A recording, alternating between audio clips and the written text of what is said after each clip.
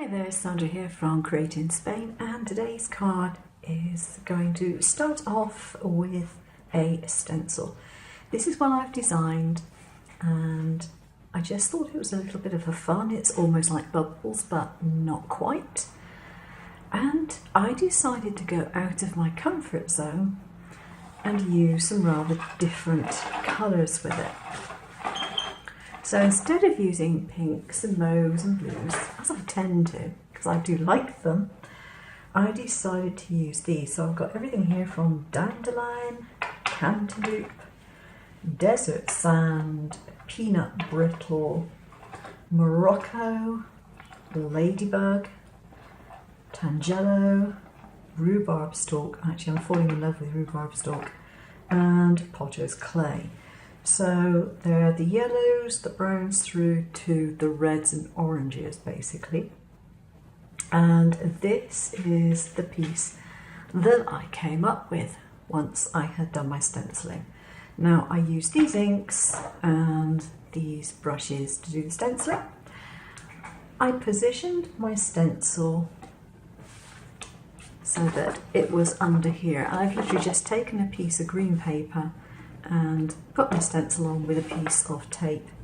Now the reason I did that is partly so the stencil stays put, but partly because if I put it onto green, I can see where I'm going over the edges of the card. If you put it on white, it's not so easy to tell. So that's why I put it onto a green background to do that. I also actually stenciled bits of it twice.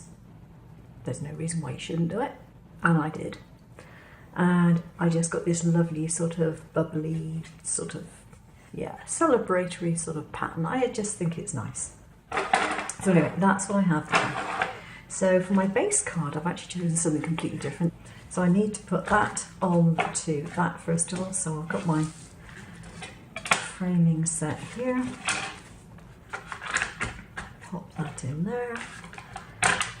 This is the second size in the frame set, not the biggest one, but the next one down. And I just need to put some sticky tape, double-sided tape somewhere. I can either put it within the frame or I can put it on the back of my front panel.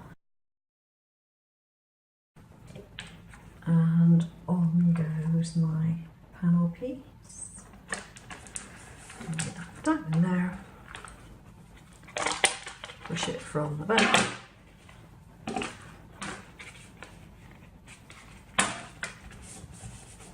So there's the front of my card.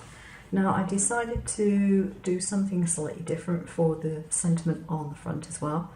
So I have this cut from Mirror Gold card. It says birthday. And what I did was I cut it out and then I weeded it while it was still on the mat. And then I picked it up with some of this tape, which isn't extremely sticky. It's a masking tape, but it's supposed to be a low tack one.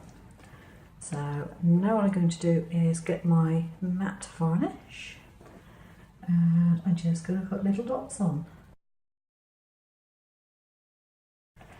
And now I want to centre that up on my card, roughly centre side to side, but on the bottom third.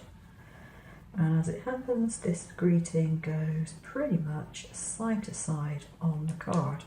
Now you could delay this bit peeling back until it was all stuck down properly, but I know what would happen if I did that. I'd end up with glue on the back of here from somewhere and I wouldn't be able to get the tape off. So I don't do it that way. I try and make sure that my tape is pulled off slowly enough that it doesn't do any damage to anything, and hold pieces down so they don't lift up. There we are. Perfect.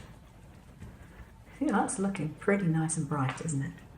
Now the other little bit is a very simple let's celebrate your. I wanted this piece where the Y is offset to go above the little flick on the T. So I want that to go in there.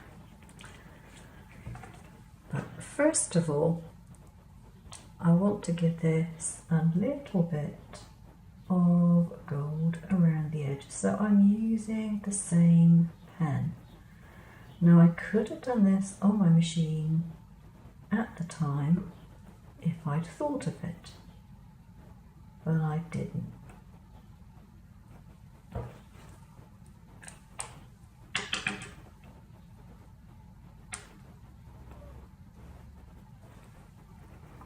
So there's the rest of the sentiment. I think I'll put it on foam.